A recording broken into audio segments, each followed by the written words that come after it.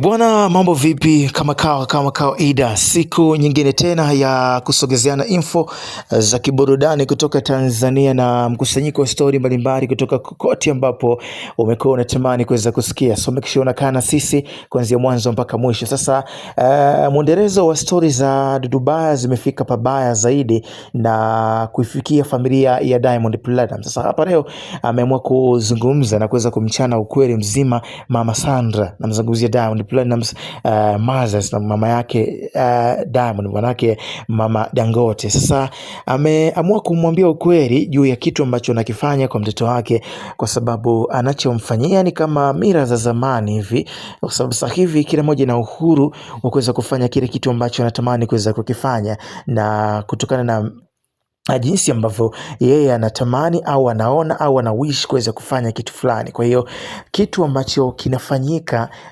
kati yao na vitu kama hivyo vinakuwa vinasababisha mtoto kuweza kuwa kwenye sehemu ambayo sio sahihi.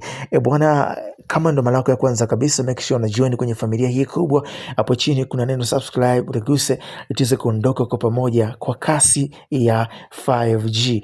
Bana, sasa alichokizungumza Dubai ni kwamba Diamond of course amekuwa kichaguliwa sana watu wa kuweza kuwa nao kwenye maisha yake, kwa maana kwamba hata wapenzi ambao wanakuwa wanachagua yeye, mama yake anakuwa hapendezwi nao kabisa. Sasa kauli hii imemfanya Dubai aweze kuzungumza na kusema kwamba ifike muda Diamond aweze kuwa na uhuru wa kuweza kumchagua nani wa kuweza kuwa naye, na sio familia ndio iweze kumchagua nani wa kuweza kuwa naye Diamond Platnumz. Sasa kauli hii bana imeendelea kuacha maswali kwa washikaji ambao wamekuwa kifuatilia kwa ukaribu sakata hili, huku wengine wakimuunga mkono Dubai akisema kwamba yes, wakati huu ambao upo sio kuweza kutafutia na wachumba bana, wakati mbona kama zama zimeshapitwa na wakati, au sio bana? Lakini pia nakwambia maisha ambayo anaishi Diamond Platnumz na mama yake sio kama ni mazuri kiasi hiko. Ni maisha fulani ambayo yamejaa ufeki sana ndani yake, ni maisha fulani ambayo really hivyo, au sio bana bwana? So that is, so tunafanyaje sasa? Mshikaji ndio amezungumza hivyo na sisi tunamwamini kama ndo bigi kwenye game na michakato kama hiyo.